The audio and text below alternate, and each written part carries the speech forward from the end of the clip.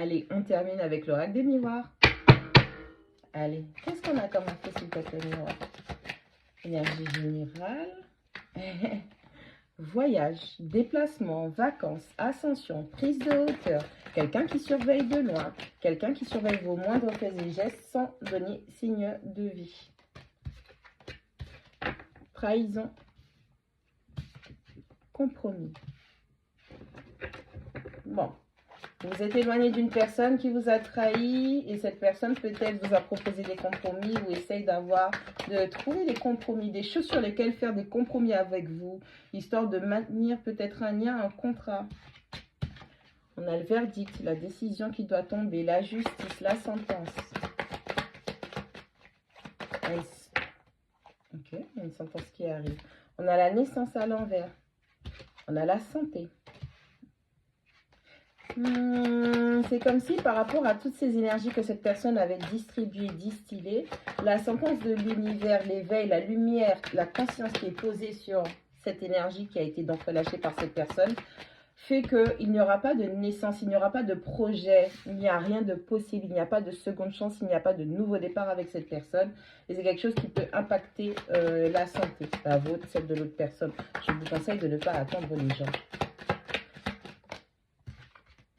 On a le miroir magique qui parle de votre protection.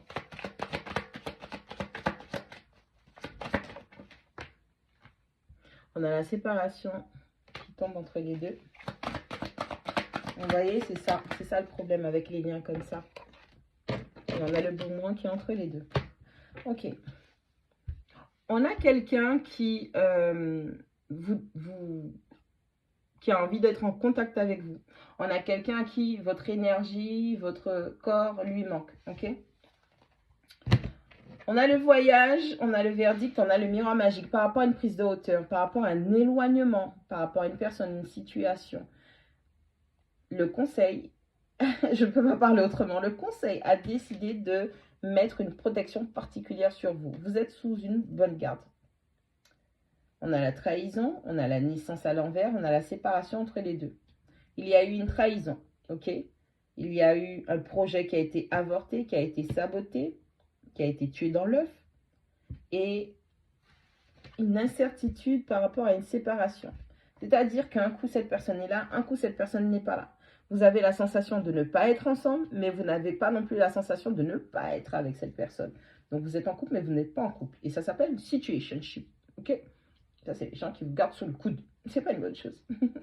On a les compromis, on a la santé, on a le boomerang qui est entre les deux. Cette personne à qui vous manquez, cette personne a envie de trouver un compromis pour pouvoir rester en contact avec vous. Parce que cette personne, au final, elle apprécie énormément votre énergie ou peut-être vous-même qui vous êtes, d'accord? Et le fait de ne pas trop avoir de contact avec vous, c'est quelque chose peut-être qui affecte la santé de cette personne puisque ça fait un peu vampire énergétique, si tu vois ce que je veux dire. Ok? Il y a peut-être quelqu'un qui va venir et qui va vous dire « tu me manques » ou « j'ai envie de te voir » ou « viens on se voit, viens on sort ».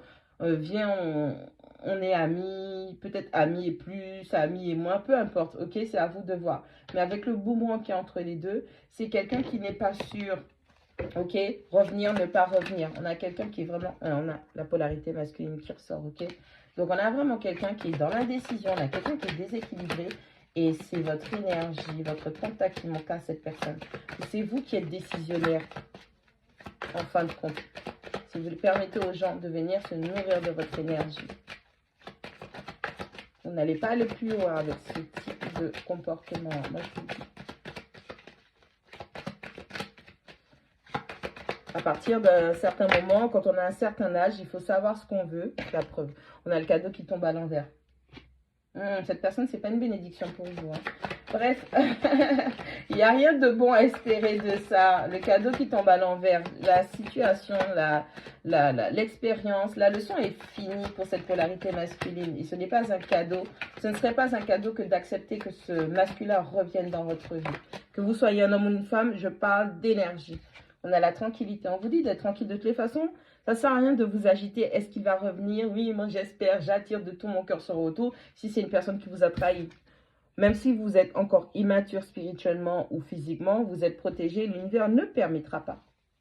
C'est la leçon est terminée. Bien évidemment, si vous n'avez toujours pas compris et que vous avez besoin de recharger pour que la personne puisse tirer de nouveau sans vous louper, l'univers le permettra puisque c'est ce que vous demandez de tout votre cœur. On a le carrefour, vous devez prendre des décisions. Vous aussi, hein, forcément, échange, instabilité, inconsistance, des doutes, incertitude. Elle ressort, hein. On a vraiment cette personne. Et c'est vous qui allez devoir choisir si vous permettez à cette personne de revenir dans votre vie ou pas. La décision vous revient. On vous demande juste d'être tranquille, de vous apaiser et que tout ça, c'est un test spirituel pour voir si vous avez appris de vos leçons, si vous avez compris vos leçons ou s'il faut en remettre une couche un peu plus lourde pour que vous puissiez bien comprendre ce qui vous est arrivé.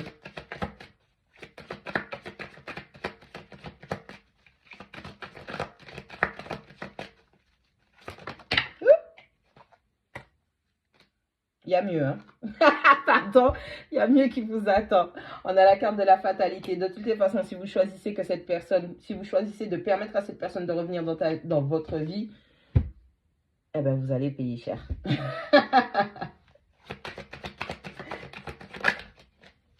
Ouais. Fatalité, contrat, ça va échouer. Vous allez espérer vouloir mettre en place, encore une fois, faire plein d'efforts pour qu'une personne revienne dans votre vie. Et vous allez voir que, bah, au final, oui, cette personne n'est là que pour se nourrir de votre énergie. Et vous allez perdre de l'argent aussi. De l'argent, c'est-à-dire de l'investissement, du flux, ce que vous allez lâcher dedans. Vous allez vouloir faire naître beaucoup de projets dans ce retour. Et au final, c'est pas comme ça. On vous demande de bien choisir aussi avec quel type de partenaire vous voulez faire des échanges d'énergie.